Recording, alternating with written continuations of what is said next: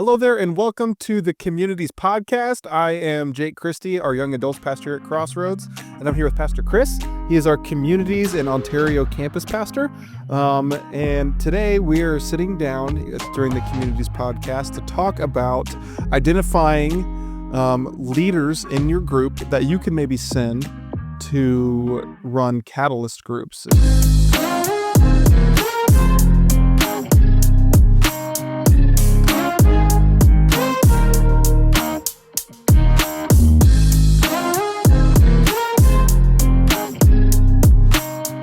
So this is a little bit of a new thing that we launched with our new groups model in the fall of 2024.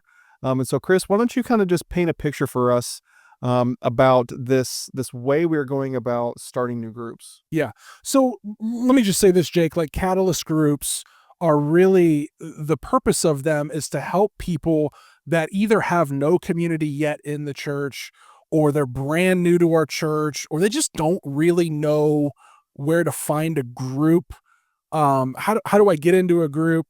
A catalyst group is a great place for them to start to kind of dip their toe in the water, to give a group a test drive for one semester.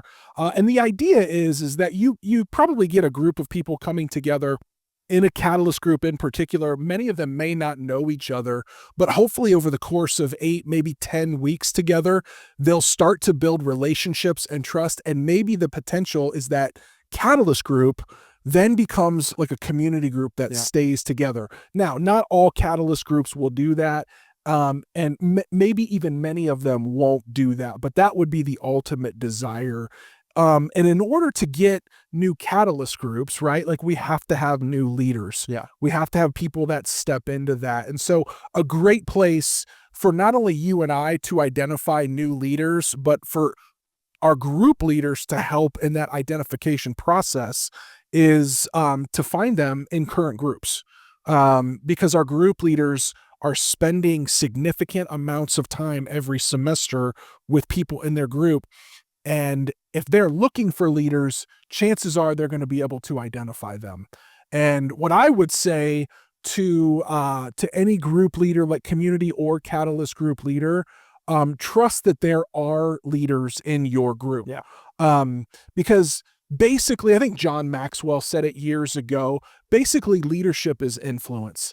And so if you're influencing someone, then that makes you a leader in some way, some form or fashion. Now, in our context, in our culture, most people don't want to be identified as a leader because they feel like it puts a bullseye on them, right? Yeah, I think for some people, it could make them either feel puffed up, yeah, or maybe afraid, yeah, of like, oh, I'm not a leader. Mhm. Or some people might be like, oh, I'm a leader. Right. And even for us as people that are finding leaders, like it might be kind of scary even to like maybe give some people keys to the kingdom a little bit of like, Mhm. like, no, I'm going to ask you to do this. And so that's an interesting journey. Yeah, I think there are definitely some leaders that are reluctant, and then there are others that are maybe ready to go. But neither one really intimidate me. I love, from a personal standpoint, I love working with those reluctant leaders because those are the ones where you almost feel like you get to excavate like a treasure from them because it's like they didn't see this in them. We've got one or two group leaders in particular in our ministry that have historically over the last couple of years led strong groups, but they would tell me directly to my face, I'm not a leader. I'd be like, yeah, but look at all these people that are you're gathering, but I'm not a leader. I'm like, call yourself whatever you want, but you're leading, and I love that because they usually have the right spirit. Now, there are others on the other end of that I love as well about their like strong leadership ability. They've maybe developed that. They've discovered their ability to lead, and they can do that in humility, and they can do that in confidence in who the Lord has created them. So certainly those leaders are in our groups. Yeah. But group leaders get the opportunity, and we really need them to help us identify who those next sets of leaders are. And I feel like we just need to partner together, you and I as the maybe the pastors of this department, partner better with group leaders to help identify them And so how does a group leader identify other leaders in their group? I think that starts by really giving away responsibility. I know we've talked about this in other episodes, but it's so important to give away responsibility. If your group is kind of a one-man leadership show, then you're not leading super well. You need to be delegating. That's what great leaders do. In some ways, great leaders work themselves out of a job. Right. Like the leaders that probably accomplish the most and lead at the highest levels are the ones that find, identify, and equip and train up others to do a lot of the work. And then all of a sudden the leader is kind of at this high level, just watching everything go. Mm-hmm. And so I think that's one of the first things that a good group leader can do is say, I need to give responsibility away. And let's just see how people in the group handle the responsibility. Yeah. Are they on time? Are they trustworthy? Do they let it go to their head, or are they humble about it? How do people respond to them? How does it change the room when they start to step into that role? Watching all of those things, and a leader who kind of gets it, they're gonna recognize that quickly. Yeah. Well, that's the model of the church, like even historically, of like we have leaders. We have Jesus, who has his disciples, who have their disciples, and it passes down. Right. That's how the church has flourished, And so we have this. It's discipleship. Oh, like you identifying leaders and helping them, in your group, and helping them become leaders themselves is discipling them. It is pushing them on to do what you are doing with them, with others. And so. I think it's important for us, all of us, whether we are the actual leaders of our group, or even just attenders, to recognize, what people have in them, and to encourage them onto what the Lord has in store for them, and potentially leading in the future. And that is really I feel like one of the things that we're dreaming of the most when we came up with this Catalyst group model. And not even just trying to create more groups, but to create a culture of discipleship, to create a culture of, we have developed you, and now we are sending you. We have grown you up, and now you are capable, and you are trusted, and you have developed that with us.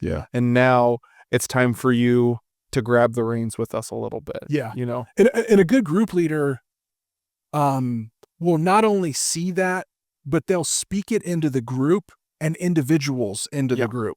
So I led a Catalyst group last semester, and we had tables of people, like tables of 6 or 8 people.